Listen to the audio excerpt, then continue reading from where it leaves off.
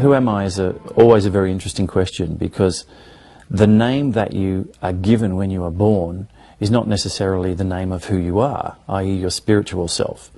And a lot of people change their name during their lifetime because it doesn't resonate with them and they go to something that works a bit better. So who you are really becomes a question of more who you are from a spiritual sense. And I went through a lot of my life questioning who I was, and got to a point where I realized I didn't have to have a name per se. It was more what I did spiritually that was important.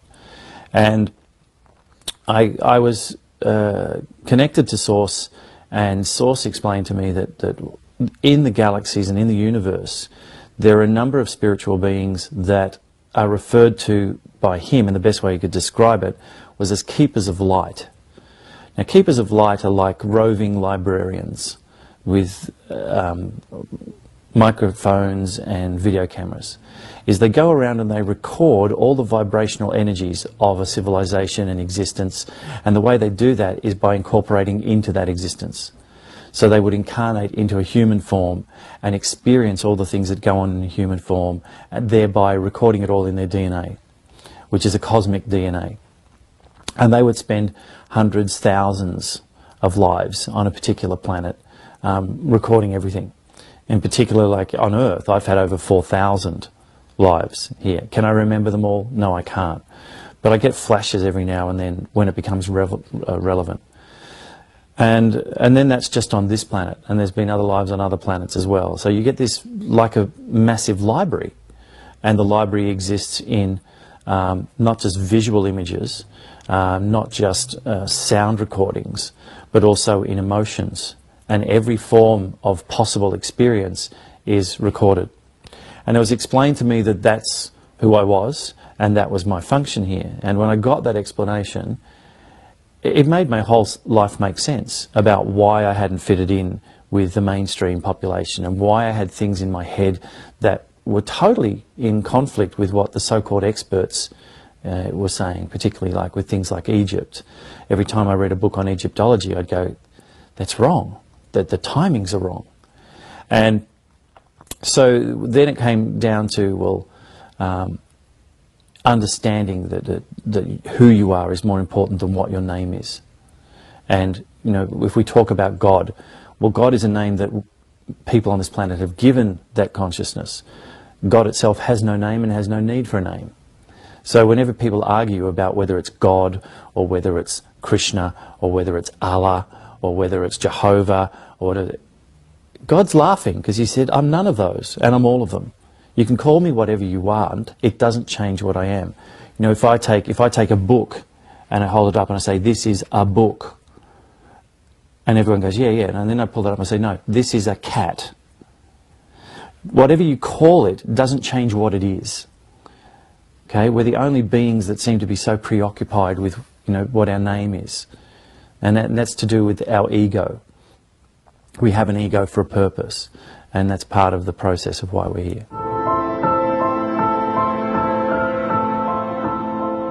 The process of being here is to experience, end of story, just to experience, is our higher consciousness. And if we understand there is only oneness, there is only the collective consciousness, there is only the source, there is only the singularity, the void, whatever you want to call it, it is a point, an infinite point of nothingness, an infinite point of consciousness. So it's all things and no things at the same time. And for it to truly know what it was, it needs a mirror. You know, you don't know what you look like until you look in a mirror. And once you've looked in a mirror, you go, oh, that's what I look like. Okay? Until that time, you have no understanding of what you look like. You don't know what you sound like until you record yourself and play yourself back. And anybody who's done that will tell you, oh, it doesn't sound anything like me.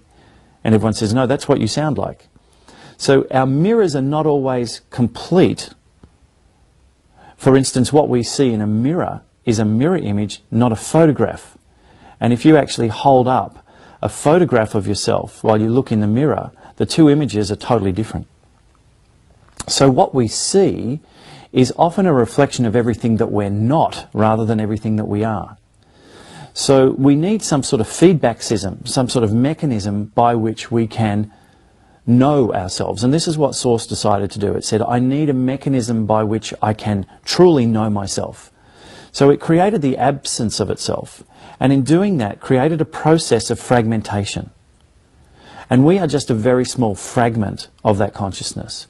Like if I take a drop of water out of the ocean, it's still part of the ocean unless it chooses to think it's not. Okay? But it's a fragment of the whole. And what it's doing is it's choosing to experience itself through these contrasts, through these absences of itself. So the purpose of our life is to experience stuff so that we can become aware of our consciousness. And we're doing that from a higher level down. We're coming down to say, I'm going to choose to experience things in the mirror because that will enrich my true knowing of myself because I'll have experienced it rather than just known it.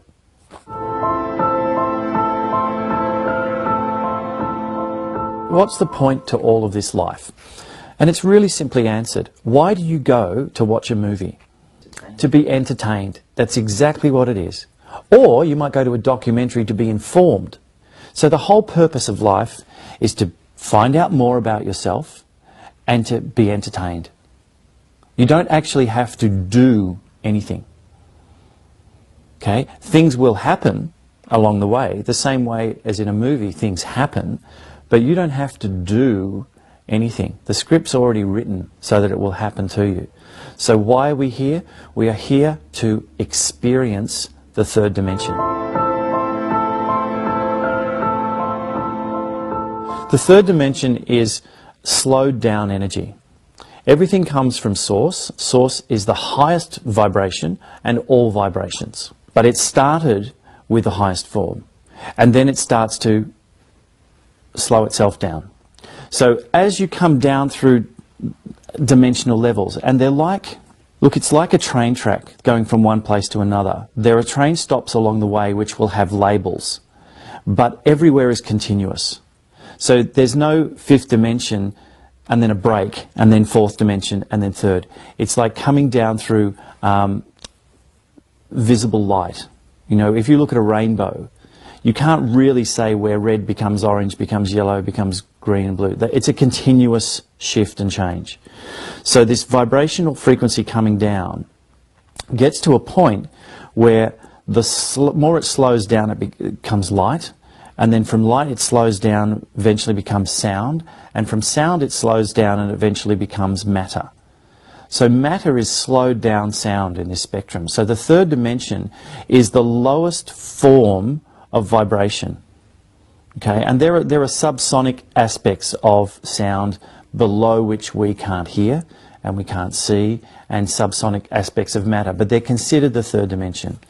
And the third dimension is the highest forms of density and the lowest forms of vibration in terms of this whole field. So it's a way of slowing down things. And if you think about it, if somebody's talking to you really fast and you can't understand them, you say, slow down, slow down. And as they slow down their words, you get a greater understanding. So the third dimension is Source's way of getting a greater understanding of who it is by slowing down everything to a point where you can actually understand more detail. Like in a film. If I run it through really fast, it all happens.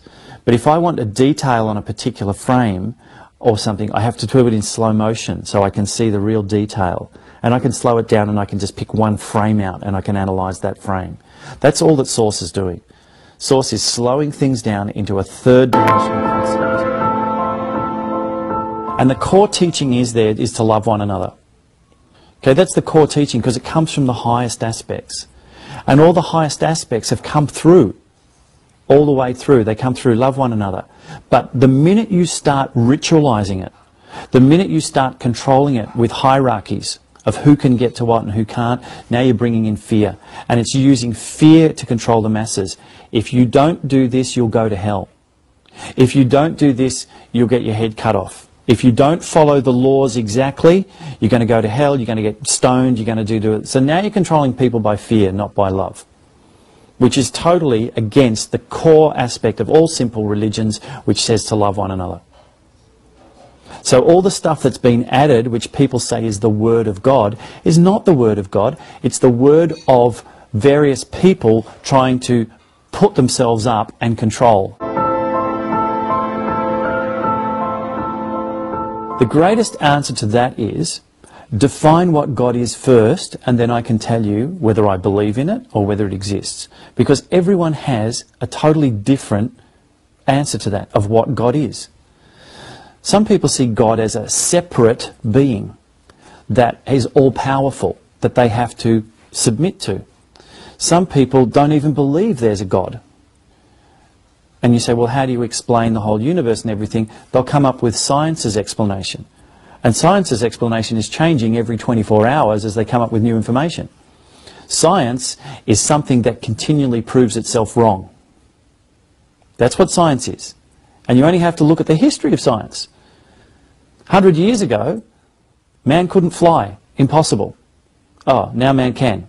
More than that, we're going to the... But we can't fly to the moon. We can't leave the planet. Oh, we've done that too. Okay? Science continually proves itself wrong. And the more science goes down the track, the more they're realizing that what the spiritualists are saying is actually true. Because this universe does not exist in reality. It only exists in perceived reality. You know, you can watch a film. What you're watching now is just dots of light reflecting on your retina. I'm not real. I'm not real. I'm just dots of light. But if you perceive it to be real, then you will believe that I'm a real person telling you real things.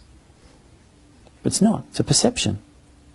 It's part of that choosing to experience. It's part of the illusion.